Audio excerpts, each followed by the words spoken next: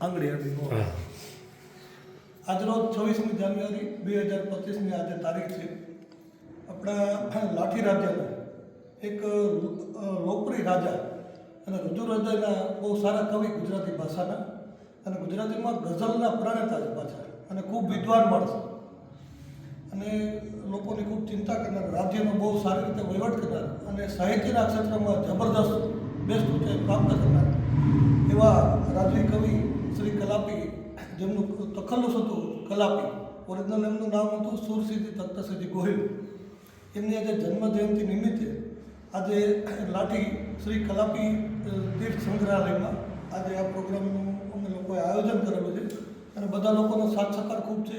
અહીંયા જે લોકો બધા રેગ્યુલર સેવા આપે છે સારા ભાવથી, એમનો બધાનો આભાર માની અને કવિ કલાપીને નતમસ્તક થઈને વંદન કરીએ છીએ કે એમના કારણે રાજ્ય કુટુંબ લાઠીના નગરજનો બધા મહાનુભાવો, આખો અમરેલી જિલ્લો અને ગુજરાત પણ ગૌરવ અનુભવે છે.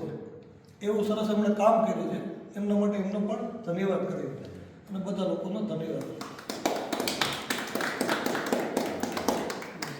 સરસ.